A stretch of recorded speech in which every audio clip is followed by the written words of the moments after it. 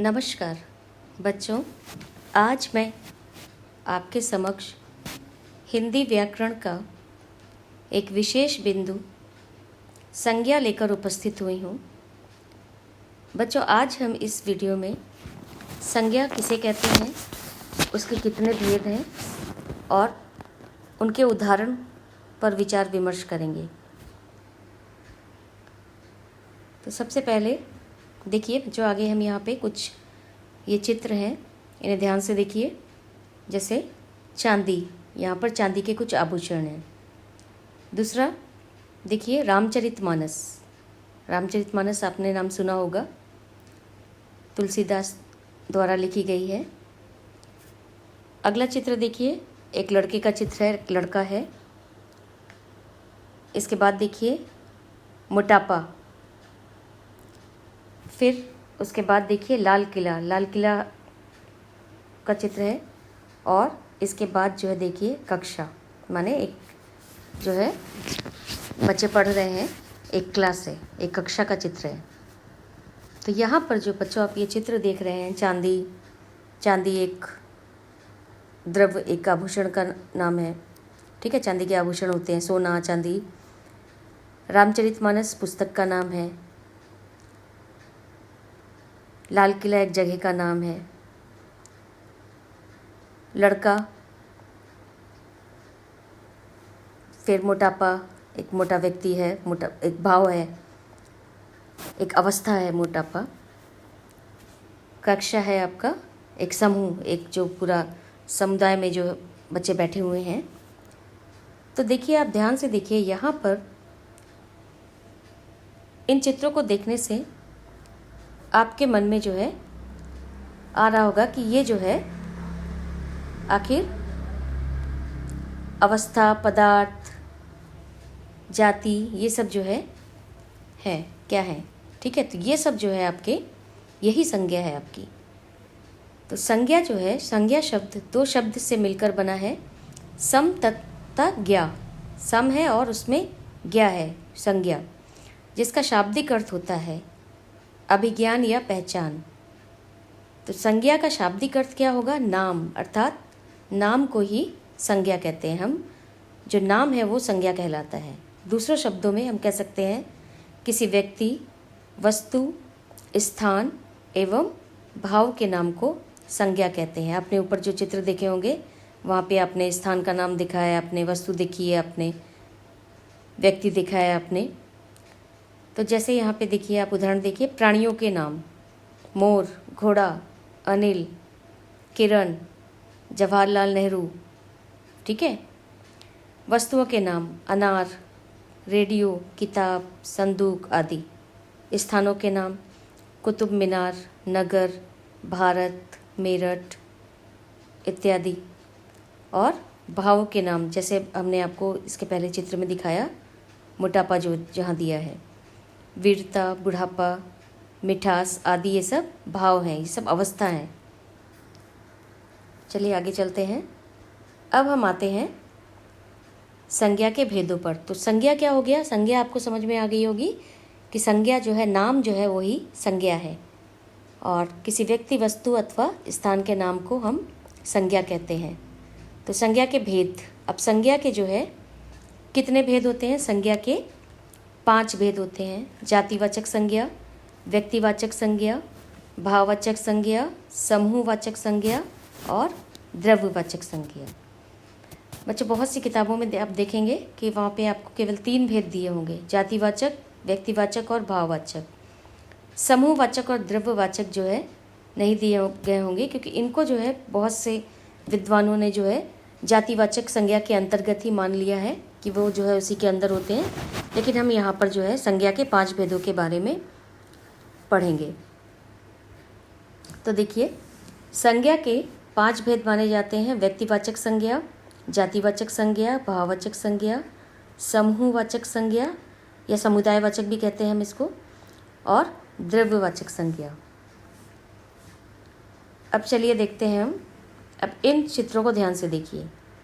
जैसे हिमालय, पहला है हिमालय, दूसरा गुड़िया, तीसरा ताजमहल का चित्र दिया है आपको, और रामचरितमानस और यहाँ पे आपको गंगा नदी का चित्र दिया गया है। अब ये सारे जितने भी हैं ये आपकी व्यक्तिवाचक संज्ञा के अंतर्गत आते हैं, क्योंकि ये क्या है, हिमालय कहने से हिमालय पर्वत हमारे सामने आंखों के सामने आ जाता है। ताजमहल कहने से ताजमहल की चित्र आ जाता है, ताजमहल की छवि आ जाती है हमारे सामने। तो ये सारे जितने भी हैं ये व्यक्तिवाचक संज्ञा है। तो इसके आधार पे देखिए व्यक्तिवाचक संज्ञा की परिभाषा क्या निकलती है। तो देखिए यहाँ पर, जिस संज्ञा शब्द से किसी एक विशेष व्यक्ति, वस्तु या स्थान आदि का बोध होता है उसे व्यक्तिवाचक संज्ञा कहते हैं। जैसे भारत, चीन, किताब, साइकिल, सुरेश, रमेश, महात्मा गांधी आदि। तो व्यक्तिवाचक संज्ञा क्या होती है, जिससे किसी एक विशेष वस्तु, विशेष व्यक्ति अथवा विशेष स्थान का बोध होता है। बोध होता है माने जानकारी मिलती है। अब देखते हैं हम अगला चित्र। अगला देखिए, यहाँ पर जो है मोबाइल है, फूल है, पुस्तक है, पंछी है, जंगल है, ठीक है। और यहाँ पर जैसे मोबाइल है, अब मोबाइल यहाँ पर जो है मोबाइल का नाम नहीं लिखा है। मोबाइल के अंदर बहुत सारे मोबाइल आएंगे, आपका सैमसंग भी आ जाएगा, आपका जो है वीवो भी आ जाएगा, आपका नोकिया भी आ जाएगा, ठीक है। फूल है, फूल में बहुत सारे फूल आ जाएंगे, पुस्तक में बहुत सारी पुस्तकें आ जाएंगी। तो ये जितने भी उदाहरण यहाँ पे हमने दिए हैं ये आपको जातिवाचक संज्ञा के उदाहरण दिए हैं। तो इसके आधार पे देखिए जातिवाचक संज्ञा की परिभाषा क्या है।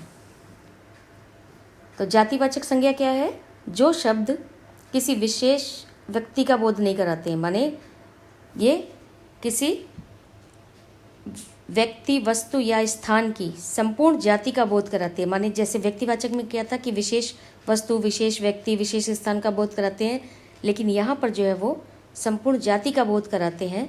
उन शब्दों को हम जातिवाचक संज्ञा कहते हैं। अगर हमने पुस्तक कहा तो उसके अंदर आपकी गीता भी आ जाएगी, उसके अंदर आपकी रामचरितमानस भी आ जाएगी, उसमें प्रेमचंद का उपन्यास निर्मला भी आ जाएगा, ठीक है। पुस्तक में सारी पुस्तकें आ रही हैं। तो ये जो इसके उदाहरण क्या है आपके, जैसे मोबाइल, टीवी, सब जितनी भी ब्रांड हैं, जितने भी टीवी हैं सारे इसमें आ जाएंगे। गांव, स्कूल, आदमी, जानवर आदि। तो जातिवाचक संज्ञा और व्यक्तिवाचक में क्या अंतर है कि व्यक्तिवाचक क्या है, विशेष वस्तु, व्यक्ति अथवा स्थान का नाम है, वहाँ पे व्यक्तिवाचक संज्ञा होगी। और जातिवाचक में क्या है, जो संपूर्ण जाति का बोध कराए, किसी वस्तु की, किसी स्थान की, किसी व्यक्ति की। आगे हम चलते हैं। अब देखिए यहाँ पर ये कुछ चित्र आपके सामने देखिए। बचपन, एक छोटा सा बच्चा है। गरीबी देखिए, मोटापा, मोटा व्यक्ति है। सुंदरता या जो सुंदरता, ठीक है। बुढ़ापा, बूढ़ा व्यक्ति है। तो ये सब जो है आपके भाववाचक संज्ञा के उदाहरण हैं, माने ये भाव है। सुंदरता, गरीबी, मोटापा, बचपन, बुढ़ापा।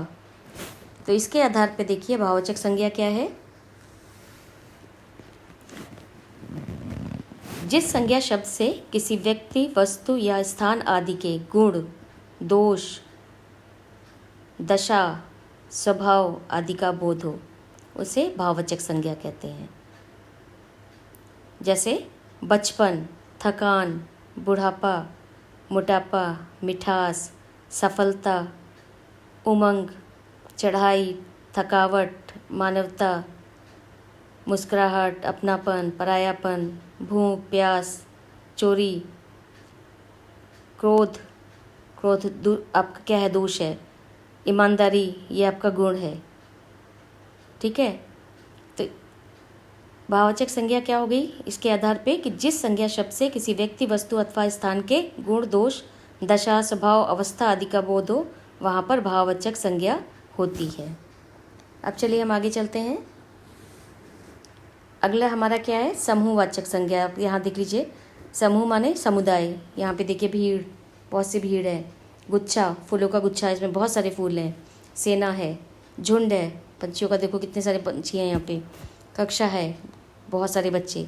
तो जहाँ पर जो है आपका समूह हो, समुदाय का बोध हो, वहाँ पर आपकी समूहवाचक संज्ञा होती है। तो देखिए समूहवाचक संज्ञा की परिभाषा हम देखते हैं कि जिस संज्ञा शब्द से किसी समूह या समुदाय का बोध होता है उसे समुदायवाचक या समूहवाचक संज्ञा कहते हैं। जैसे भीड़, पुस्तकालय, झुंड, परिवार, मेला, सभा, कक्षा, गिरोह, दल, गुच्छा, टुकड़ी, सेना आदि, ये सब आपके समूहवाचक संज्ञा कहलाएंगे। इसके बाद हम अगला देखते हैं। हमारा 5वां प्रकार क्या है, देखिए यहाँ पे। अब यहाँ पे कुछ चित्र दिए हैं, इनको ध्यान से देखिए। जैसे पहला क्या है, सोना, सोने के आभूषण है।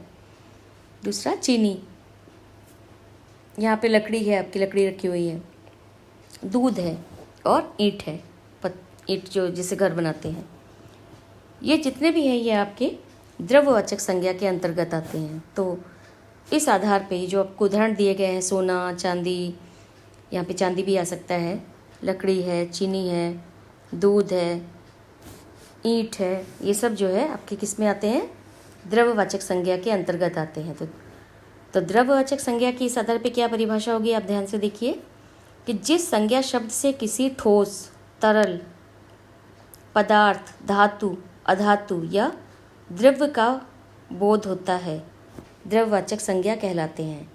द्रव्यवाचक संज्ञाएं ढेर के रूप में नापी या तौली जाती हैं। ये अगणनीय होती हैं। अगणनीय माने जिनकी गिनती नहीं की जा सकती।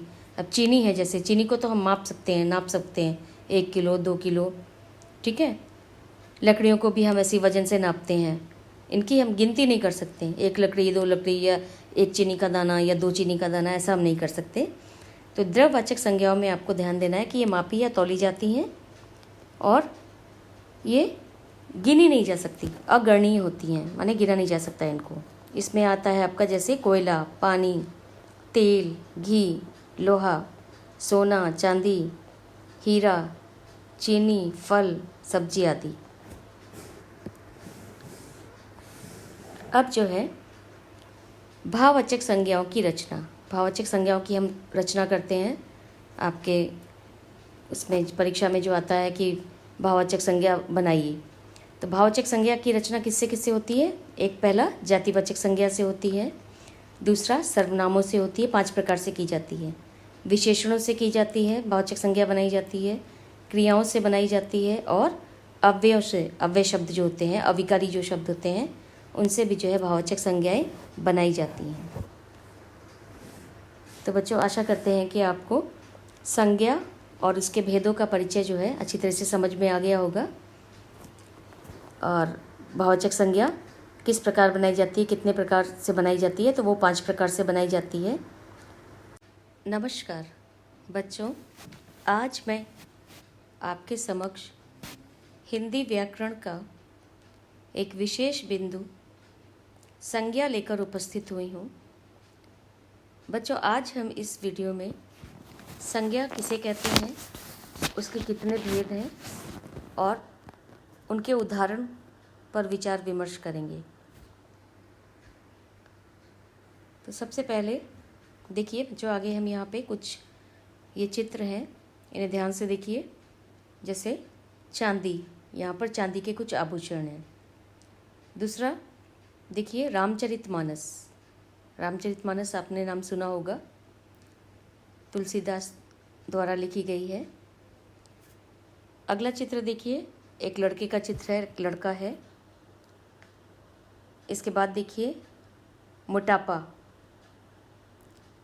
फिर उसके बाद देखिए लाल किला, लाल किला का चित्र है, और इसके बाद जो है देखिए कक्षा, माने एक जो है बच्चे पढ़ रहे हैं, एक क्लास है, एक कक्षा का चित्र है। तो यहाँ पर जो बच्चों आप ये चित्र देख रहे हैं, चांदी, चांदी एक द्रव्य, एक आभूषण का नाम है, ठीक है, चांदी के आभूषण होते हैं, सोना, चांदी। रामचरितमानस पुस्तक का नाम है, लाल किला एक जगह का नाम है, लड़का, फिर मोटापा, एक मोटा व्यक्ति है, मोटा एक भाव है, एक अवस्था है मोटापा। कक्षा है आपका एक समूह, एक जो पूरा समुदाय में जो बच्चे बैठे हुए हैं। तो देखिए आप ध्यान से देखिए, यहाँ पर इन चित्रों को देखने से आपके मन में जो है आ रहा होगा कि ये जो है आखिर अवस्था, पदार्थ, जाति, ये सब जो है क्या है। ठीक है, तो ये सब जो है आपके यही संज्ञा है आपकी। तो संज्ञा जो है, संज्ञा शब्द दो शब्द से मिलकर बना है, सम तथा ज्ञा। सम है और उसमें ज्ञा है, संज्ञा, जिसका शाब्दिक अर्थ होता है अभिज्ञान या पहचान। तो संज्ञा का शाब्दिक अर्थ क्या होगा? नाम, अर्थात नाम को ही संज्ञा कहते हैं हम। जो नाम है वो संज्ञा कहलाता है। दूसरे शब्दों में हम कह सकते हैं किसी व्यक्ति, वस्तु, स्थान एवं भाव के नाम को संज्ञा कहते हैं। आपने ऊपर जो चित्र देखे होंगे वहाँ पे आपने स्थान का नाम दिखा है, आपने वस्तु देखी है, आपने व्यक्ति दिखा है आपने। तो जैसे यहाँ पे देखिए, आप उदाहरण देखिए, प्राणियों के नाम मोर, घोड़ा, अनिल, किरण, जवाहरलाल नेहरू।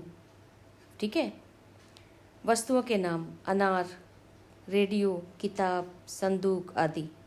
स्थानों के नाम कुतुब मीनार, नगर, भारत, मेरठ इत्यादि। और भावों के नाम जैसे हमने आपको इसके पहले चित्र में दिखाया, मोटापा जो जहाँ दिया है, वीरता, बुढ़ापा, मिठास आदि, ये सब भाव हैं, ये सब अवस्था हैं। चलिए आगे चलते हैं। अब हम आते हैं संज्ञा के भेदों पर। तो संज्ञा क्या हो गया? संज्ञा आपको समझ में आ गई होगी कि संज्ञा जो है, नाम जो है वही संज्ञा है, और किसी व्यक्ति, वस्तु अथवा स्थान के नाम को हम संज्ञा कहते हैं। तो संज्ञा के भेद। अब संज्ञा के जो है कितने भेद होते हैं? संज्ञा के 5 भेद होते हैं। जातिवाचक संज्ञा, व्यक्तिवाचक संज्ञा, भाववाचक संज्ञा, समूहवाचक संज्ञा और द्रव्यवाचक संज्ञा।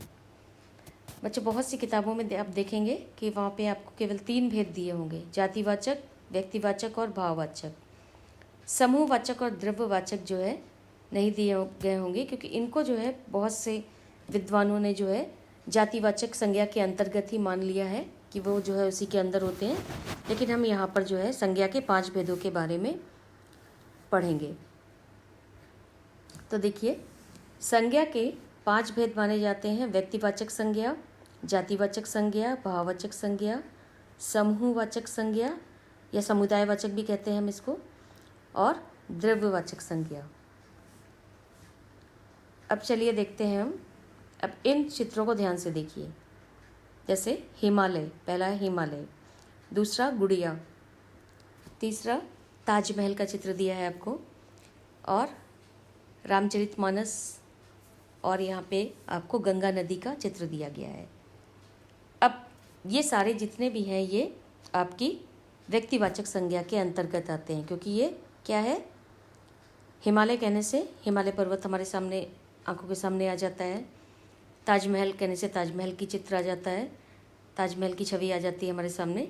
तो ये सारे जितने भी हैं ये व्यक्तिवाचक संज्ञा है। तो इसके आधार पे देखिए व्यक्तिवाचक संज्ञा की परिभाषा क्या निकलती है।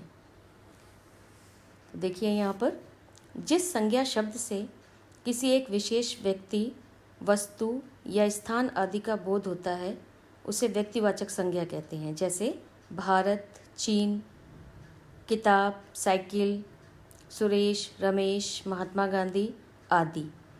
तो व्यक्तिवाचक संज्ञा क्या होती है? जिससे किसी एक विशेष वस्तु, विशेष व्यक्ति अथवा विशेष स्थान का बोध होता है। बोध होता है माने जानकारी मिलती है। अब देखते हैं हम अगला चित्र। अगला देखिए, यहाँ पर जो है मोबाइल है, फूल है, पुस्तक है, पंछी है, जंगल है। ठीक है। और यहाँ पर जैसे मोबाइल है, अब मोबाइल यहाँ पर जो है मोबाइल का नाम नहीं लिखा है। मोबाइल के अंदर बहुत सारे मोबाइल आएंगे, आपका सैमसंग भी आ जाएगा, आपका जो है वीवो भी आ जाएगा, आपका नोकिया भी आ जाएगा। ठीक है। फूल है, फूल में बहुत सारे फूल आ जाएंगे, पुस्तक में बहुत सारी पुस्तकें आ जाएंगी। तो ये जितने भी उदाहरण यहाँ पे हमने दिए हैं ये आपको जातिवाचक संज्ञा के उदाहरण दिए हैं। तो इसके आधार पे देखिए जातिवाचक संज्ञा की परिभाषा क्या है। तो जातिवाचक संज्ञा क्या है? जो शब्द किसी विशेष व्यक्ति का बोध नहीं कराते हैं, माने ये किसी व्यक्ति, वस्तु या स्थान की संपूर्ण जाति का बोध कराते हैं। माने जैसे व्यक्तिवाचक में क्या था कि विशेष वस्तु, विशेष व्यक्ति, विशेष स्थान का बोध कराते हैं, लेकिन यहाँ पर जो है वो संपूर्ण जाति का बोध कराते हैं। उन शब्दों को हम जातिवाचक संज्ञा कहते हैं। अगर हमने पुस्तक कहा तो उसके अंदर आपकी गीता भी आ जाएगी, उसके अंदर आपकी रामचरितमानस भी आ जाएगी, उसमें प्रेमचंद का उपन्यास निर्मला भी आ जाएगा। ठीक है, पुस्तक में सारी पुस्तकें आ रही हैं। तो ये जो इसके उदाहरण क्या है आपके, जैसे मोबाइल, टीवी, सब जितनी भी ब्रांड हैं, जितने भी टीवी हैं, सारे इसमें आ जाएंगे। गांव, स्कूल, आदमी, जानवर आदि।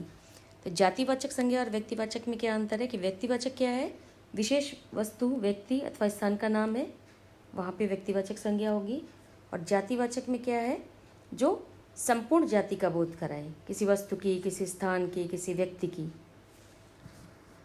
आगे हम चलते हैं। अब देखिए यहाँ पर ये कुछ चित्र आपके सामने है। देखिए बचपन, एक छोटा सा बच्चा है। गरीबी देखिए, मोटापा, मोटा व्यक्ति है। सुंदरता या जो सुंदरता, ठीक है। बुढ़ापा, बूढ़ा व्यक्ति है। तो ये सब जो है आपके भाववाचक संज्ञा के उदाहरण हैं। माने ये भाव है, सुंदरता, गरीबी, मोटापा, बचपन, बुढ़ापा। तो इसके आधार पे देखिए भाववाचक संज्ञा क्या है। जिस संज्ञा शब्द से किसी व्यक्ति, वस्तु या स्थान आदि के गुण, दोष, दशा, स्वभाव आदि का बोध हो, उसे भाववाचक संज्ञा कहते हैं। जैसे बचपन, थकान, बुढ़ापा, मोटापा, मिठास, सफलता, उमंग, चढ़ाई, थकावट, मानवता, मुस्कुराहट, अपनापन, परायापन, भूख, प्यास, चोरी, क्रोध आपका क्या है, दोष है। ईमानदारी, ये आपका गुण है। ठीक है। तो भाववाचक संज्ञा क्या हो गई, इसके आधार पे कि जिस संज्ञा शब्द से किसी व्यक्ति, वस्तु अथवा स्थान के गुण, दोष, दशा, स्वभाव, अवस्था आदि का बोध हो, वहाँ पर भाववाचक संज्ञा होती है। अब चलिए हम आगे चलते हैं। अगला हमारा क्या है, समूहवाचक संज्ञा। आप यहाँ देख लीजिए, समूह माने समुदाय। यहाँ पे देखिए भीड़, बहुत सी भीड़ है। गुच्छा, फूलों का गुच्छा, इसमें बहुत सारे फूल हैं। सेना है, झुंड है, पंछियों का देखो कितने सारे पंछी हैं यहाँ पे। कक्षा है, बहुत सारे बच्चे। तो जहाँ पर जो है आपका समूह हो, समुदाय का बोध हो, वहाँ पे आपकी समूहवाचक संज्ञा होती है। तो देखिए समूहवाचक संज्ञा की परिभाषा हम देखते हैं कि जिस संज्ञा शब्द से किसी समूह या समुदाय का बोध होता है, उसे समुदायवाचक या समूहवाचक संज्ञा कहते हैं। जैसे भीड़, पुस्तकालय, झुंड, परिवार, मेला, सभा, कक्षा, गिरोह, दल, गुच्छा, टुकड़ी, सेना आदि, ये सब आपके समूहवाचक संज्ञा कहलाएंगे। इसके बाद हम अगला देखते हैं, हमारा 5वां प्रकार क्या है। देखिए यहाँ पे, अब यहाँ पे कुछ चित्र दिए हैं, इनको ध्यान से देखिए। जैसे पहला क्या है, सोना, सोने के आभूषण है। दूसरा चीनी, यहाँ पे लकड़ी है, आपकी लकड़ी रखी हुई है। दूध है और ईंट है, ईंट जो जिससे घर बनाते हैं। ये जितने भी हैं ये आपके द्रव्यवाचक संज्ञा के अंतर्गत आते हैं। तो इस आधार पे जो आपको उदाहरण दिए गए हैं, सोना, चांदी, यहाँ पे चांदी भी आ सकता है, लकड़ी है, चीनी है, दूध है, ईंट है, ये सब जो है आपके किस में आते हैं, द्रव्यवाचक संज्ञा के अंतर्गत आते हैं। तो द्रव्यवाचक संज्ञा की इस आधार पे क्या परिभाषा होगी, आप ध्यान से देखिए कि जिस संज्ञा शब्द से किसी ठोस, तरल, पदार्थ, धातु, अधातु या द्रव्य का बोध होता है, द्रव्यवाचक संज्ञा कहलाते हैं। द्रव्यवाचक संज्ञाएं ढेर के रूप में नापी या तौली जाती हैं। ये अगणनीय होती हैं। अगणनीय माने जिनकी गिनती नहीं की जा सकती। अब चीनी है, जैसे चीनी को तो हम माप सकते हैं, नाप सकते हैं, 1 किलो, 2 किलो, ठीक है। लकड़ियों को भी हम ऐसी वजन से नापते हैं, इनकी हम गिनती नहीं कर सकते। 1 लकड़ी, 2 लकड़ी, या 1 चीनी का दाना या 2 चीनी का दाना, ऐसा हम नहीं कर सकते। तो द्रव्यवाचक संज्ञाओं में आपको ध्यान देना है कि ये मापी या तौली जाती हैं और ये गिनी नहीं जा सकती, अगणनीय होती हैं, माने गिना नहीं जा सकता इनको। इसमें आता है आपका जैसे कोयला, पानी, तेल, घी, लोहा, सोना, चांदी, हीरा, चीनी, फल, सब्जी आदि। अब जो है भाववाचक संज्ञाओं की रचना, भाववाचक संज्ञाओं की हम रचना करते हैं। आपके उसमें परीक्षा में जो आता है कि भाववाचक संज्ञा बनाइए, तो भाववाचक संज्ञा की रचना किससे किससे होती है? एक पहला जातिवाचक संज्ञा से होती है, दूसरा सर्वनामों से होती है, 5 प्रकार से की जाती है। विशेषणों से की जाती है, भाववाचक संज्ञा बनाई जाती है, क्रियाओं से बनाई जाती है, और अव्ययों से, अव्यय शब्द जो होते हैं, अविकारी जो शब्द होते हैं, उनसे भी जो है भाववाचक संज्ञाएं बनाई जाती हैं। तो बच्चों, आशा करते हैं कि आपको संज्ञा और उसके भेदों का परिचय जो है अच्छी तरह से समझ में आ गया होगा, और भाववाचक संज्ञा किस प्रकार बनाई जाती है, कितने प्रकार से बनाई जाती है, तो वो 5 प्रकार से बनाई जाती है। संज्ञा के 5 भेद हैं, ये भी आपको जो है अच्छी तरह से अब तक समझ में आ गया होगा। धन्यवाद।